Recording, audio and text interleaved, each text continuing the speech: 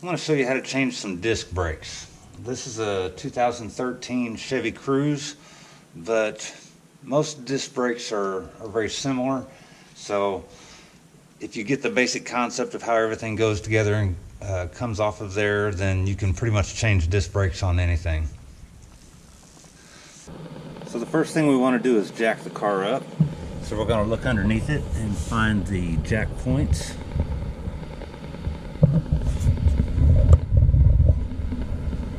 So we want to be along this metal frame here. Slide the jack under there. Make sure we're in contact with that metal part of the frame.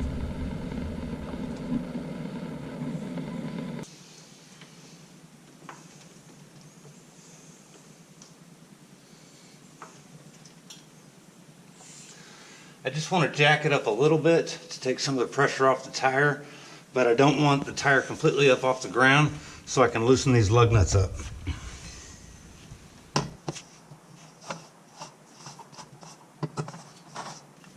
These are just the nuts that are holding the hubcap on.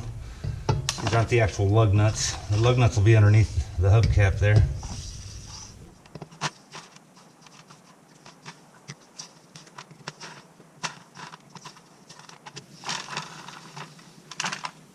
There we go. So those are the actual lug nuts right there.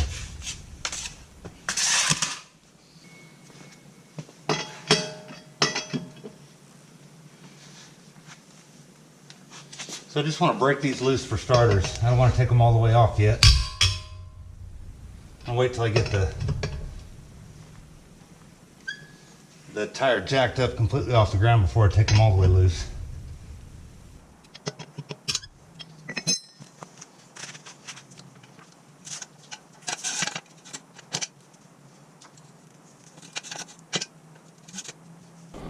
So I'm going to put the jack stand underneath there, just like I would the jack. It needs to be on the metal frame of the vehicle, right here. But I definitely want a jack stand underneath there so that the jack isn't supporting the weight of the car.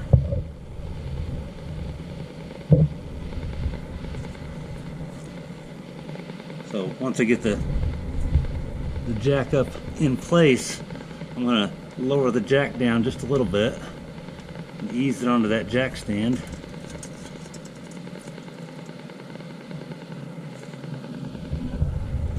So the tire is completely up off the ground now.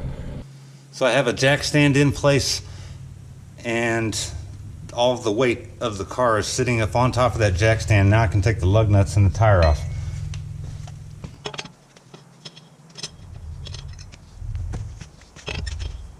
And it doesn't matter what order you take them off in.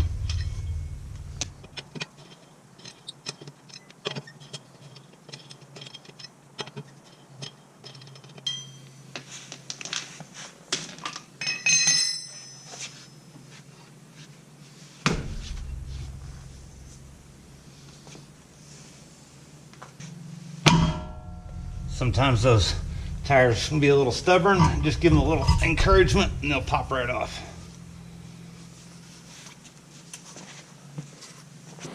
So with disc brakes, this right here is the rotor, and this is the brake caliper.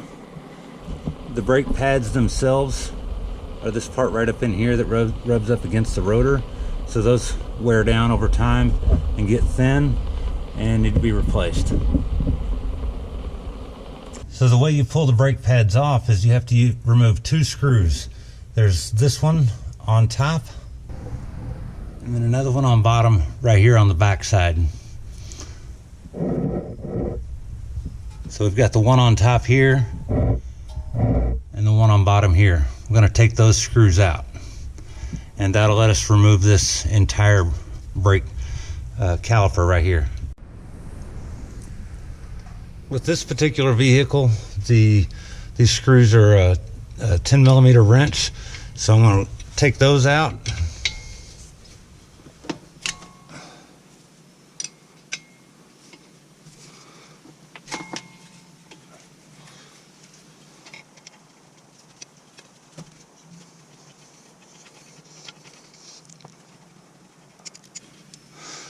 So set those aside somewhere.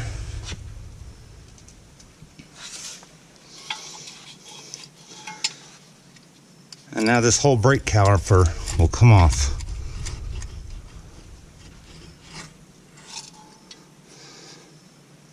So I don't want to just let this hang from this rubber hose here because it could damage it.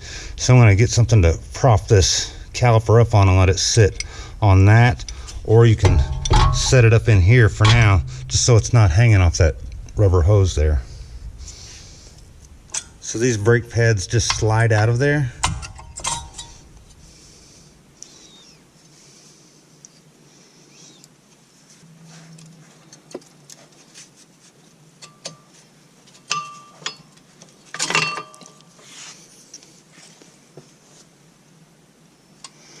Now if you look at this one, it's completely wore down to the metal. So the brake pad is completely gone. See on the outside, you can see there's a thin layer of brake pad still there, but the one on the inside, there's no brake pad at all in there. So that's why the driver of this vehicle, my lovely niece, was hearing a grinding noise, because it was rubbing metal on metal. And see how scratched up that metal is on this brake pad? The inside of this rotor is going to be scraped up like that too. So we're going to pull this rotor off and look at it. We might be able to take it and have it turned where they kind of resurface the finish of it. They grind it down a little bit. But if it's too damaged, then we're just going to have to replace this entire rotor. So in order to get this rotor off, we have to pull this bracket right here off too. So in order to get this bracket here off, we have to take these two large bolts out. There's one here at the bottom and another one here at the top. Those are held in with an 18 millimeter bolt.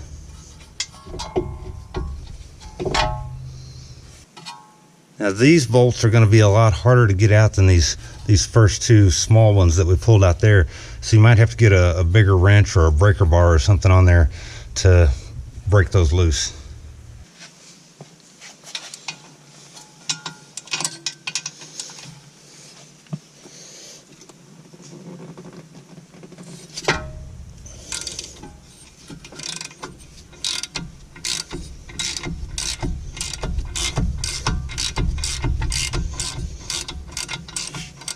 And before I take that one all the way out, I'm going to go ahead and loosen this top one also. Let me go ahead and get a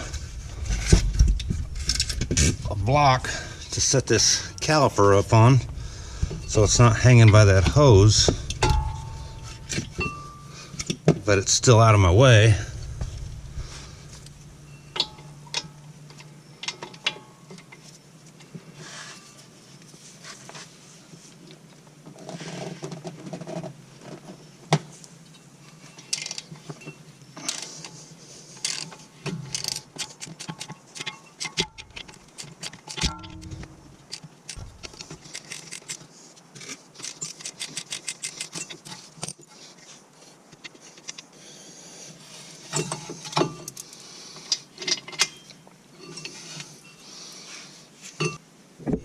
So here's the bolts I just pulled out.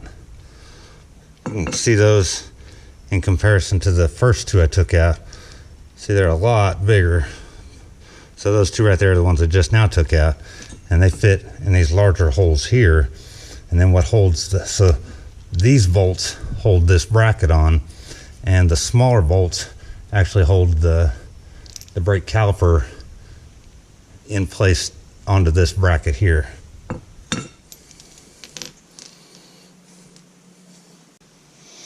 So now you can see on this brake rotor that what's holding it on, there's actually a small bolt right there. Some vehicles will have that bolt there and some won't. So if yours doesn't have a bolt in there, then odds are you can just jar it a little bit and it'll come loose, or you can hit it with a rubber mallet or something and it'll come loose. But because this one has the bolt in it, we need to pull that bolt out.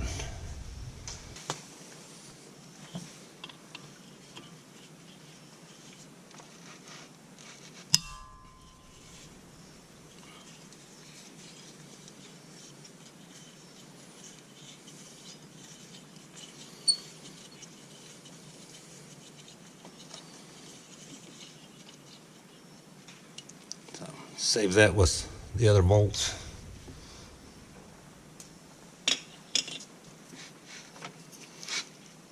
Now, if it won't just pull straight off, you can try jarring it. So that one's on there pretty good. So I'm gonna get a mallet and smack it. So this is just a rubber coated hammer. So I'm just gonna smack the rotor and vibrate it enough, because what's holding it on is just bits of rust around on the inside of the hub there. So we're just gonna jar that rust loose.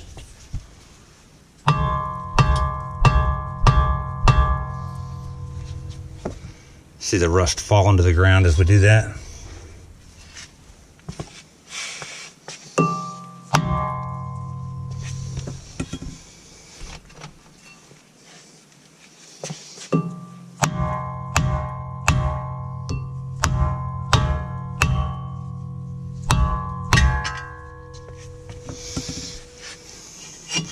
There we go. So that jarred it loose.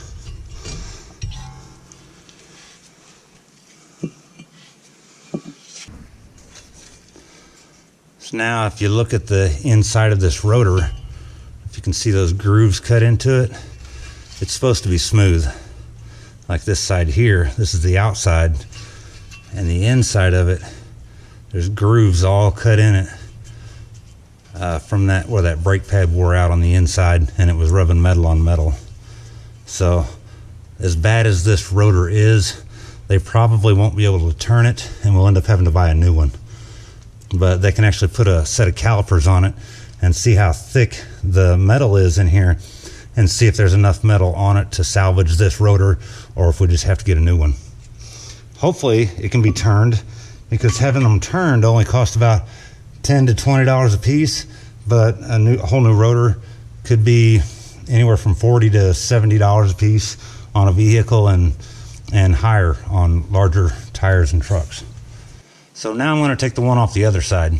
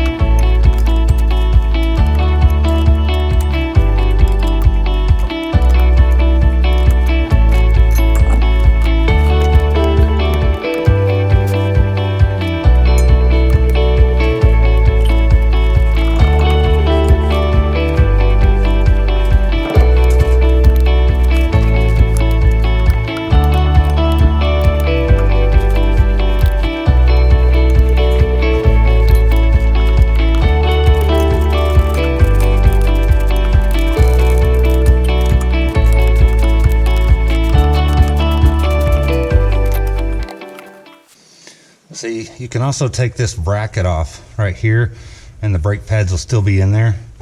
So it just slides right off, and then you can take the brake pads straight out of this. But if you look down in here, the brake pad itself is very, very thin. On this side it's a little bit thicker right here, but on this side it's just less than 1/8 of an inch thick. But at least it's not down to bare metal on that side like it was on the other side over there.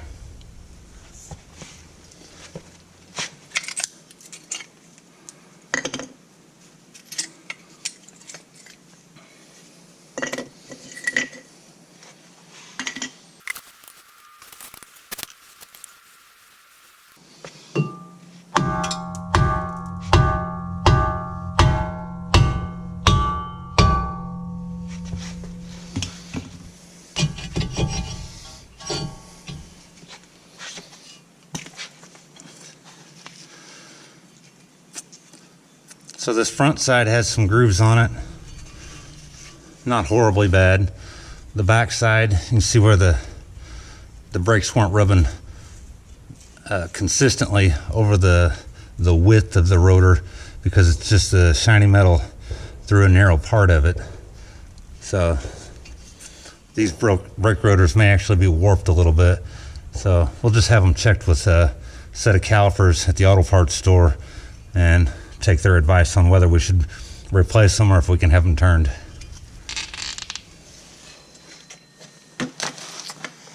So I decided to go ahead and get new rotors instead of having the old ones turned. The old ones were just in too rough of a shape. So these new rotors were about $75 a piece, and the brake pads were about $35 for the whole front set.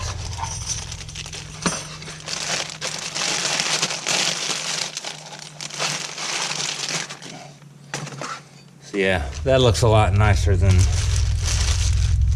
turning the old ones. So you can put the new ones on just like you took the old ones off. Remember, there was this real small screw that went in that hole there, so you need to line up the lug nuts with that hole right there that this screw goes into.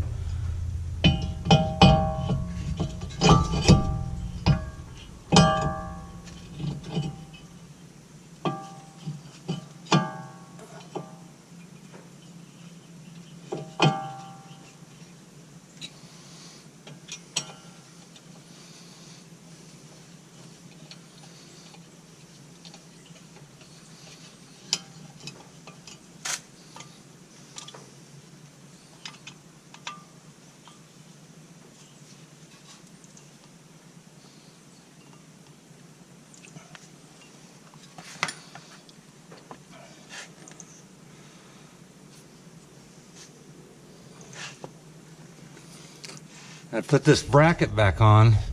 You can notice there's some clips here, and there's some brand new ones in the box of brake pads that came with it.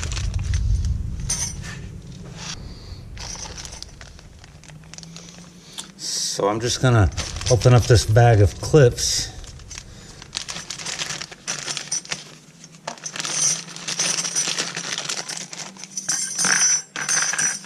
See, there's 4 of them in there, 2 for each side, and these clips are all identical. So you have one for the top and one for the bottom on each side. So I'm gonna set those with the other side, and you can look at these clips here, how they're in there, and kind of orient this so you know exactly how it goes back in there. And once you know exactly how this clip goes in there, you can pop the old one out.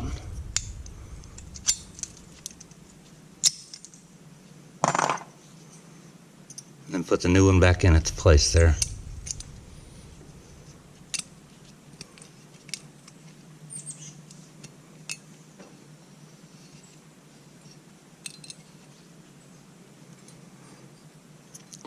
Make sure you get it seated all the way down in there.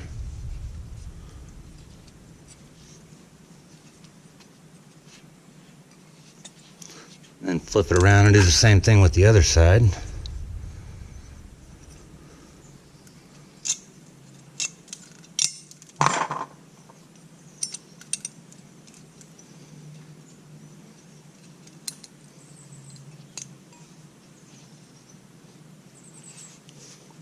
There, so now the new clips are on this bracket. So orient the bracket the way it'll fit. So remember, you've got the large holes that the large bolts went into. Line it up on the inside.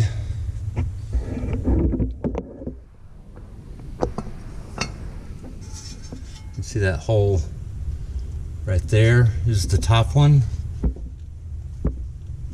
and right down here is the bottom one. So I'm going to line that bracket up with those holes.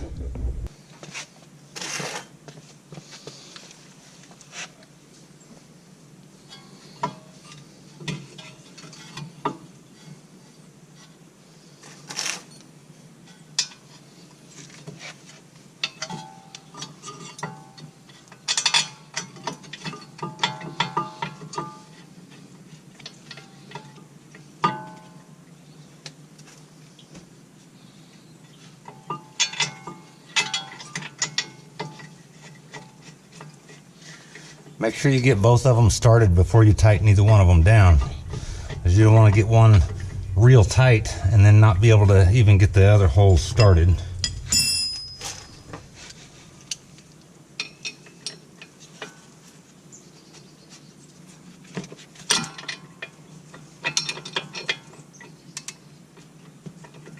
So that top one, again, I'm running into problems with the socket wrench fitting in there. So I'm going to tighten it up with a box wrench.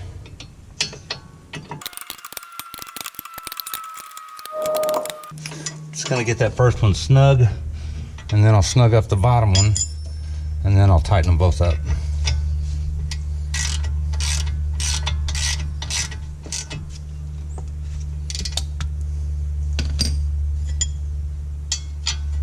And these, basically you want to get them as tight as you, pretty much as tight as you can.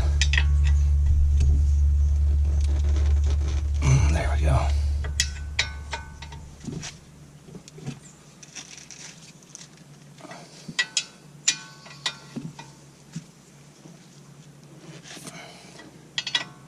Be careful not to rock the car too much because it's still sitting up on jack stands.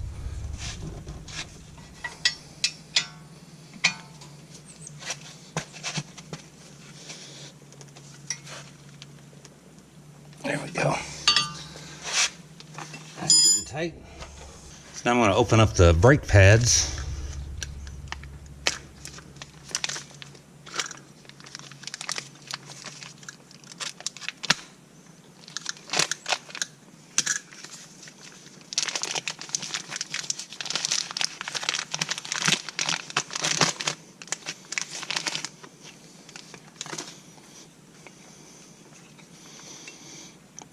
So I got 4 brake pads. It's 2 for each side.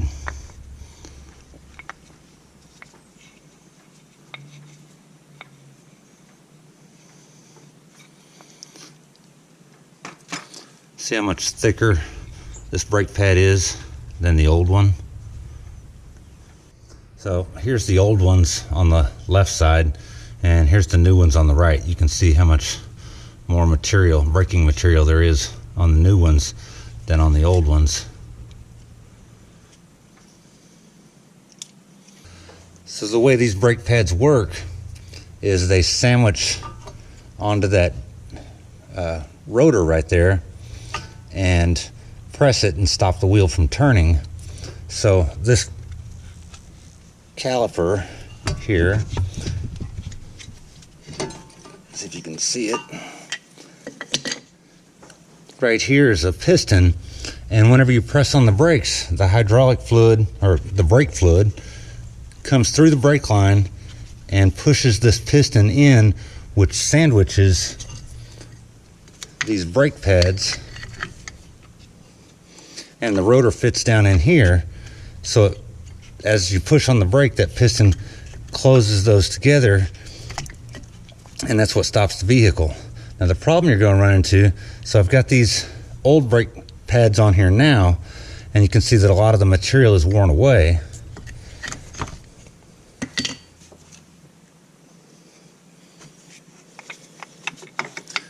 But when you put the new brake pads in there, you can see that there's not much room up in here for the rotor to fit in there. So we're going to have to compress this piston some in order to open that up wide enough to let it fit over the rotor here.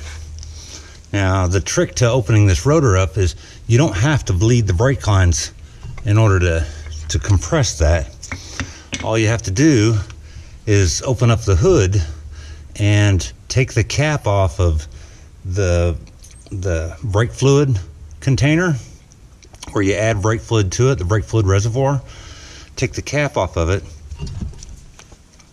and we'll take one of these old brake pads and put it in there, and then take a clamp and squeeze on this with like a large C-clamp and compress this piston all the way back up into the inside here, and the fluid will be pushed through the fluid lines back up into the reservoir under the hood, and that'll open up this gap wide enough to get it over the rotor. And then after we're done with the brakes, get everything put back together, we'll put the cap back on the reservoir of the brake fluid and pump the brakes a few times, and that'll push this piston back out to where it needs to be to work properly. So I'll show you how to do that. So right here is the brake fluid reservoir, and you can tell because it says right on the edge of it, if you can just barely read it, it says .3 fluid, which that .3, that's brake fluid. So we'll just take that cap off and just set that to the side, and now we can compress that caliper, and it's going to squish all the brake fluid out of those lines up into the reservoir here. So I want to take one of the old brake pads and lay it in there, and just put a C-clamp in there and start turning so I can compress this piston right here. Once I compress that all the way down, then I know it's going to be wide enough for the new brake pads to fit up in there.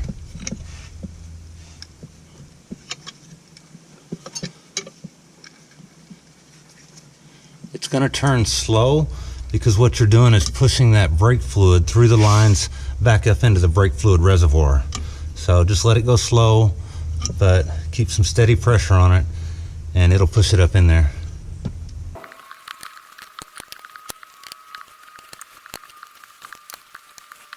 Once it gets down to the base there, it's going to stop going in, so you know it's all the way.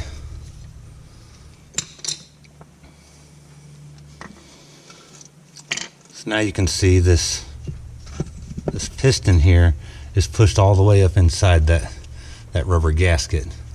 So now it'll be wide enough when I put the new brake pads in here. It's going to be, there's a wide enough gap here to fit the rotor in there.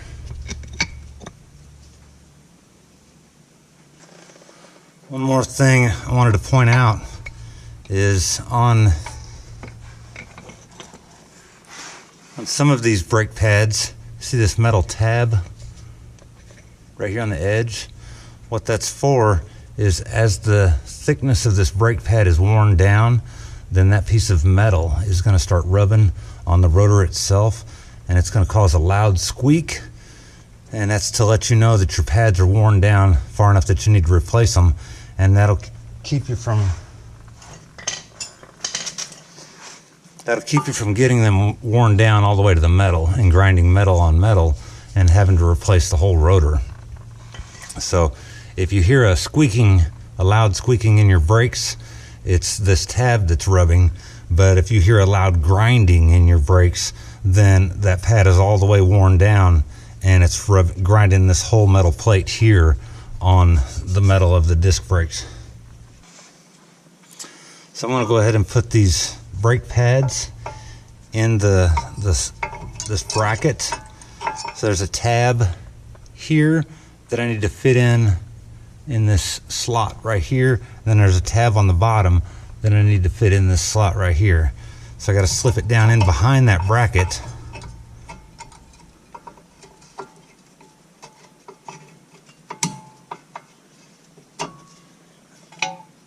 There we go. So that one's pressed all the way up. The brake pad there is pressed all the way up against the front. Now I'm going to slip the back side in.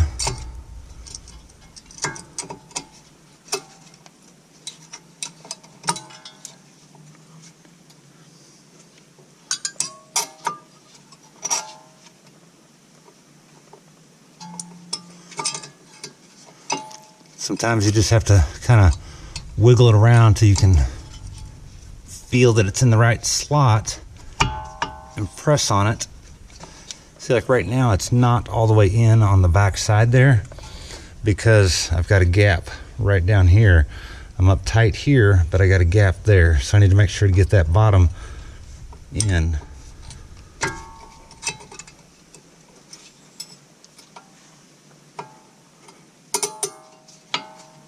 There it goes. So now I got the brake pad pressing all the way up against the rotor on the back side and on the front side. so those pads are in there in the right spot. And now I can take this brake caliper, get this block of wood out of the way,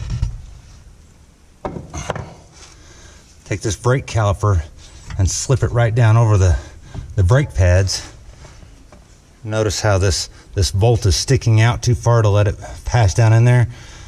That's just got this little cushion rubbery spot, so just press that in with your finger and then let it slide down on there. You can do the same with the bottom. Line up those holes.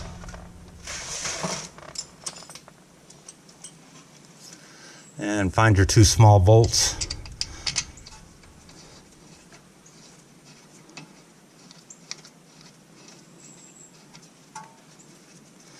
Remember to get both of them started before you tighten either of them all the way down. And these are much smaller bolts, so they don't have to be near as tight as those large ones.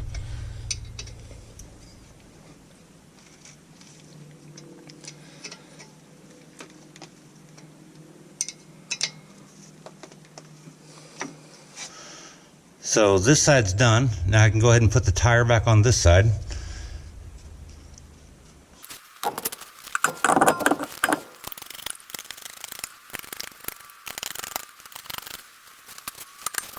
Remember, when you're tightening up the lug nuts, you need to alternate them to every other one in a star pattern so that it evenly pushes that tire back onto the lug nuts.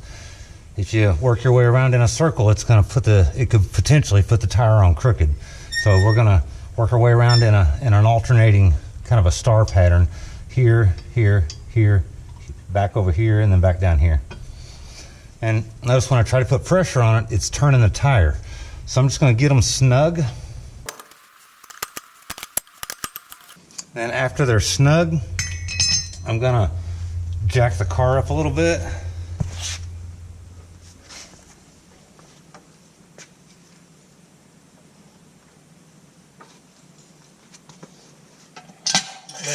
Pull the jack stand out. Then I'm gonna lower the car down to where the tire is touching the ground just enough to where it won't spin, but it's got enough pressure on the ground that I can tighten those lug nuts up good and snug.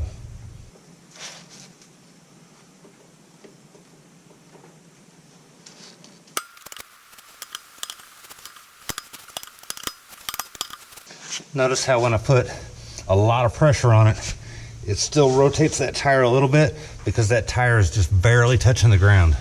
So I'm gonna lower the jack some more. Actually, I can lower it all the way at this point.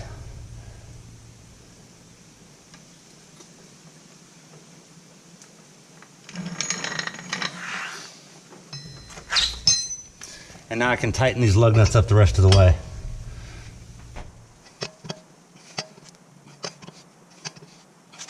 And I always like to go through one last time on every single one of them just to make sure I didn't miss one.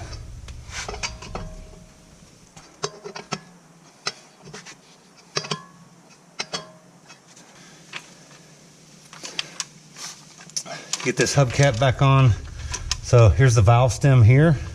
Just look for the valve stem hole, that little cutout right there in your hubcap if you have one.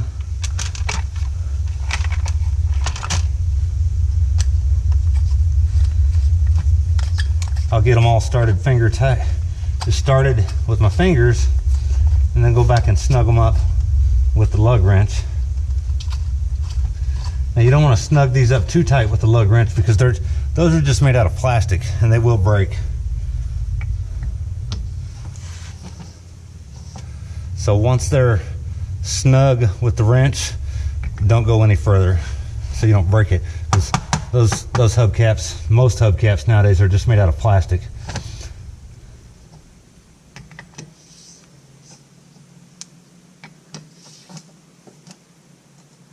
There you go. So that tire's done. Now I'm going to go do the other tire.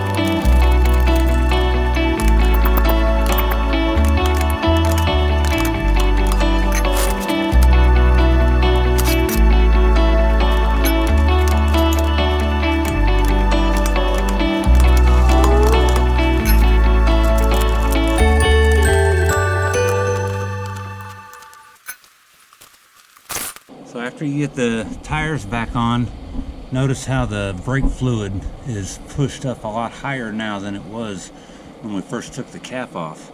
So I'm going to put the cap back on. Don't forget this, or else you're going to push all your brake fluid out as you pump your brakes. So I got the cap back on good and tight. And then I'm going to get inside and start the car and pump the brakes.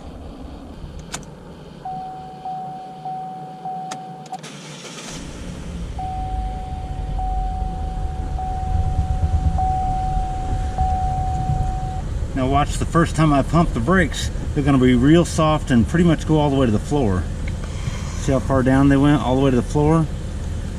That's because all of the pistons are pushed all the way to the inside. So each time I press on the brakes, they didn't go quite all the way to the floor that time, but each time I push on the brakes, it's gonna expand those pistons out just a little bit more until they get to where they're supposed to be. See, now you can see it's not going all the way to the floor now.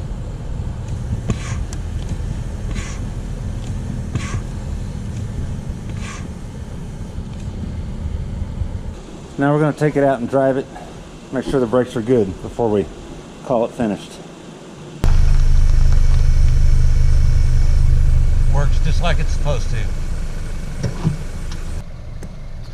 It's a dirty job, but I just saved $200 by doing it myself. Don't be afraid to get your hands dirty and do some of this work yourself, and you'll save a lot of money.